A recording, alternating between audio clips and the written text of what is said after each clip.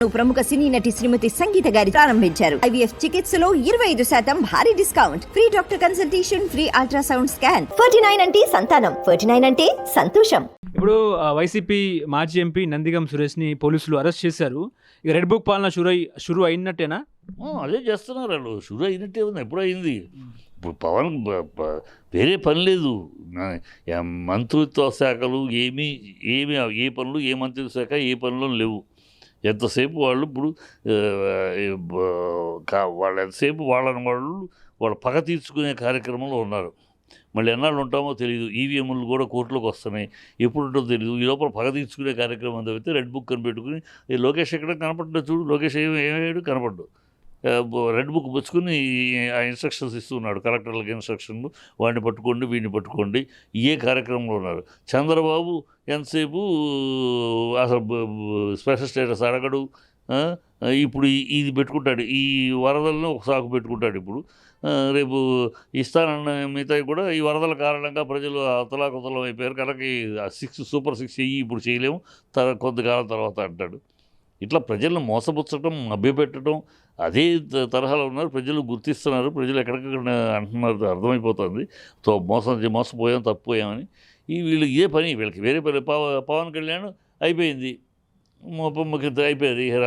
హంగామా ఉప ముఖ్యమంత్రి సెక్యూరిటీ దీంట్లో గడిపేస్తున్నాడు హ్యాపీగా. ఆయన ఇక్కడ ఇంత జరుగుతుంటే రావడానికి అభిమానులు గొడవ చేస్తారు. ఎందుకు చేస్తారు?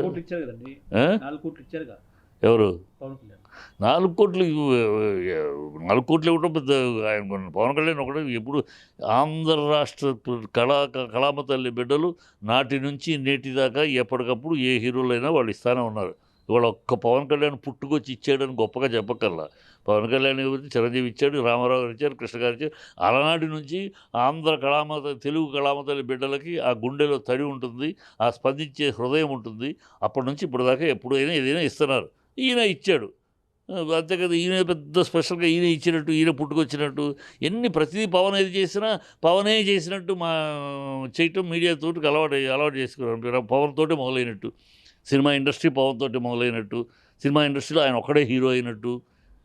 ఏదో అసలు ఏమిటో Pawan one of the heroes, one of the successful saleable heroes అంతే.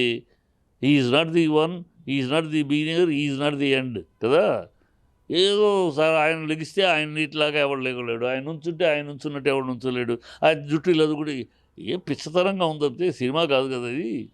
వచ్చి బాధ్యత ఏంటి? ఉప ముఖ్యమంత్రి నీ దగ్గర ఉన్నాయి శాఖలు, అటవీ శాఖ నీదే, నువ్వు దీంట్లో స్పందించాలి కదా. ఇంట్లో కూర్చుని నాకు ఫ్యాన్స్ వస్తే ఫ్యాన్స్ కంట్రోల్ చేసుకుని ఫ్యాన్స్ ఒక అప్పీల్ ఇస్తే ఫ్యాన్స్ అంత మూర్ఖులు కాదు కదా. గతంలో రామారావు గారు ఫ్యాన్స్ లేదా, కృష్ణ గారు వాళ్ళంతా వెళ్ళినప్పుడు ఫ్యాన్స్ ఆగలేదా? ఆగుతారు. దానికి తగిన విధంగా మాట్లాడుకుని కంట్రోల్ పెట్టుకుని ప్రజలకు వెళ్ళాలి. ప్రజల దగ్గరికి రావడానికి ఇది ఒక ఆన్లైన్ ఇది రోడ్డు వంకర అన్నట్టు అలా ఉంది. ప్రజల మధ్యకి వెళ్ళటానికి ధైర్యం చాలక ప్రభుత్వం దగ్గరికి నిలదీస్తారు.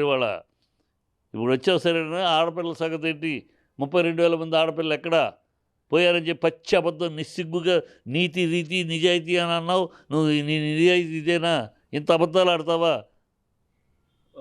అని చెప్పి అడుగుతారు, అని నిలదీస్తారు. 6 హామీలు ఏమైనా నిలదీస్తారు. ఇందుకు భయపడి దాక్కున్నాడు ఆయన అడుగుతారని. ఇప్పుడు మొన్నటిదాకానేమో వైసీపీ వంతు, ఇప్పుడు టీడీపీ వంతు వచ్చిందంటారా? మీకు కూడా తెలిసే ఉంటుంది.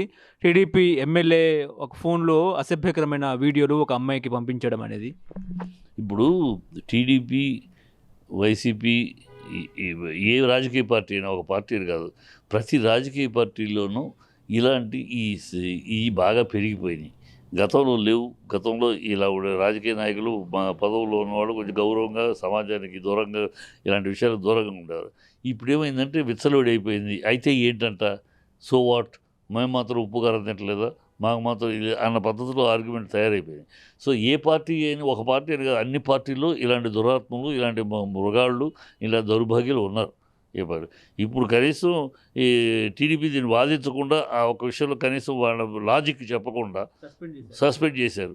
సస్పెండ్ చేసి రేపు ఏం చెప్తారంటే, ఇది కూడా రాజకీయం. సస్పెండ్ చేసి రేపు ఏం చెప్పారు, 2 రోజుల తర్వాత చంద్రబాబు మేము చూడండి ఎంత ధర్మంగా, ఒక నీతిపరంగా, ఏం తమ్ముళ్ళు అనగానే సస్పెండ్ చేసామా లేదా, మరి వాళ్ళు చూడండి ఎన్ని ఆరోపణలు వచ్చినా వాళ్ళు ఇంకా వాళ్ళని సమర్థిస్తున్నారు అంటాడు. ఆరోపణ వేరు, ఆధారాలు వేరు. ఇప్పుడు ఇతని మీద వచ్చింది ఆధారాలతో కూడిన ఆరోపణ. అతని మీద వచ్చిన గతంలో వీళ్ళు చెప్పిన వాళ్ళు ఆధారాలు లేవు. అక్కడ దువ్వాడదేమో భార్యకి ఇంకో వాళ్ళకి వాడితో ఆస్తులు గొడవ. ఆయనదేమో విజయసాయిరెడ్డి 70 కోట్లు ఎప్పుడు అడిగారో డబ్బుల కోసం బ్లాక్మెయిల్ అని అర్థమైపోయింది. ఆధారాలు లేకుండా మీరు నిందలేసి మీ రాజకీయ క్రీడ చేస్తున్నారు. ఇక్కడ ఆధారాలతో వచ్చింది. ఆధారాలతో అమ్మ వీడియో చూపించింది టోటల్గా. ఆధారాలు దొరికినా ఇంకా నిందితుడు కాదు, వాడు నేరస్తుడే.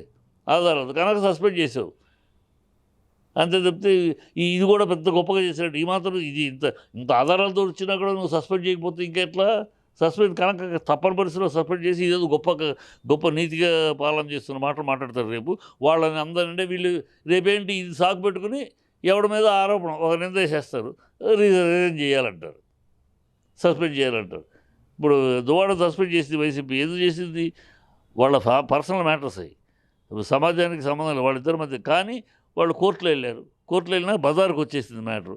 కనుక నువ్వు అది తేలేదాకా నువ్వు అవేగా ఉండు, పదవి నుంచే దూరం పెట్టారు, చేశారు. అట్లా చేస్తారు. విజయసాయిరెడ్డిది ఏ ఆధారాలు లేవు. వీళ్ళు కల్పితమైన కథ, ఒక కథను పుట్టించి ఆ కథకు వాడిని వీడిని తీసుకొచ్చి ఫైనల్గా తెలిసిపోయింది. దాని ఇద్దరు కలిసి డ్రామా 70 కోట్ల కోసం వేశారు పన్నాగం. అది తేలిపోయింది. దాంతో సైలెంట్ అయిపోయింది. అది ఇప్పుడు చేయటం మంచిది, డెఫినెట్గా చేయాలి. ఇలాంటి అన్ని పార్టీలు ఉన్నారు, ఒక పార్టీ కాదు, అన్ని పార్టీలో. కనీసం తెలుగుదేశం చేసింది అంతవరకు సంతోషం. అంతవరకు చేయకుండా దీన్ని కూడా సమర్థించుకుని అది ఊరినే బుట్టకము, అది వైసీపీ వాళ్ళ ఆ అమ్మాయి వైసీపీ వాళ్ళ తాలూకు, అందుకని ఈ వీడియో తయారైంది, ఇలాంటి మాటలు మాట్లాడే వీళ్ళకి ఇప్పుడు ఎట్లా ఉందంటే ఈ కూటమికి వాళ్ళకి తుమ్ము వచ్చినా, దగ్గు వచ్చినా, డయేరియా వచ్చినా, ఏమొచ్చినా జగన్ జగన్ జగన్ జగన్ జగన్ వల్ల మాకు తలనొప్పి, జగన్ వల్ల మాకు కడుపు నొప్పి, జగన్ వల్ల మాకు విరోచనాలు, జగన్ వల్ల మాకు దగ్గు వచ్చింది.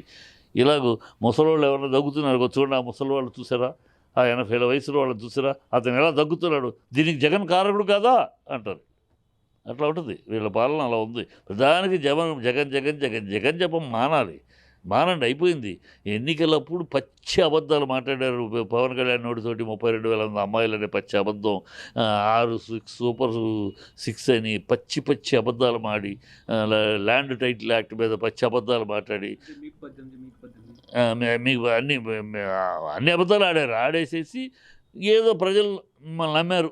ఎన్ని అబద్ధాలు ఆడినా ఏదో కొంచెం ఆశపడ్డారు, ఎక్కువ ఇస్తా అంటున్నాడు అని. అసలు గెలిపించారు. ఈ గెలిచినాక మీరు చేయాల్సిన పని అంటే ఇంకా జగన్ జపం కాదు. మీ అబద్ధాలు నమ్మారు కదా, ఇప్పుడు జగన్ చెప్పేది నిజమని ప్రజలు అనుకునేలా చేస్తున్నారు మీరు. ప్రజలు చెప్పింది, జగన్ చెప్పింది నిజం, వీళ్ళు పచ్చి అబద్ధాల కోర్లు అని చెప్పి జగన్ అప్పుడే అన్నాడు. వీళ్ళన్నీ చేయరు, అన్ని అబద్ధాలు ఆడుతున్నారు, నమ్మకండి అన్నాడు జగన్. కానీ వీళ్ళు నమ్మారు. ఆ మాట కాకుండా జగన్ నమ్మకుండా ఈతను నమ్మారు. ఇప్పుడు జగన్ చెప్పింది కరెక్ట్ అని ప్రజలు అంటున్నారు. వీళ్ళ అబద్ధాలు గతంలో ఏమి చేయలేదు, వాళ్ళు ఎలా చేస్తారని నమ్మాం మనం అని వీళ్ళే ఫీల్ అవుతున్నారు ప్రజలే. కనుక ఈ జగన్ జపం మానేసి ప్రజల జపం చెయ్యండి. మీరు ప్రజలను పాలన చేయండి. సంపద సృష్టిస్తారన్న చంద్రబాబు ఈ 3 నెలల్లో 7,000 కోట్లు గవర్నమెంట్ సెక్యూరిటీస్ పెట్టి అప్పు తెచ్చావు. మళ్ళీ ఇంకో 10,000 కోట్లకి టెండర్ పెట్టావు, పోర్టులు తాకట్టు పెట్టి అప్పులు చేస్తే జగన్ తెచ్చినప్పుడేమో రాష్ట్రాన్ని అప్పులు పాలు చేస్తున్నారని మాట్లాడి నువ్వు ఇవాళ ఈ అప్పులు చేస్తే ఏమండి రాష్ట్రాన్ని ధనవంతులు చేయటమా? అన్నీ నోటికి తాటిపట్ట నూరా తాటిపట్ట అన్నట్టు నరం లేని నాలుగు కనుక నోటికొచ్చింది వాగి పిచ్చిగా చిల్లరతనంగా మాట్లాడేసి నీకు నలుగురు మొబైల్ ఎవరు కనిపెట్టారు? ఏం తమ్ముళ్ళు మీ చేతిలో ఉన్న మొబైల్ ఎవరు? నేను కాదా కనిపెట్టింది? ఈ పిచ్చి వాగుళ్ళని వాగి జనాలను మభ్యపెట్టి ఓట్లు సంపాదించి ఇవాళ పరిపాలన ఎలా ఉంది? రెడ్ బుక్ పరిపాలన, ఒక్క మోసంతో మోసపూరితం, చెప్పినవన్నీ అబద్ధాలే, చేసేవన్నీ ద్రోహాలే. ఇది పాలన.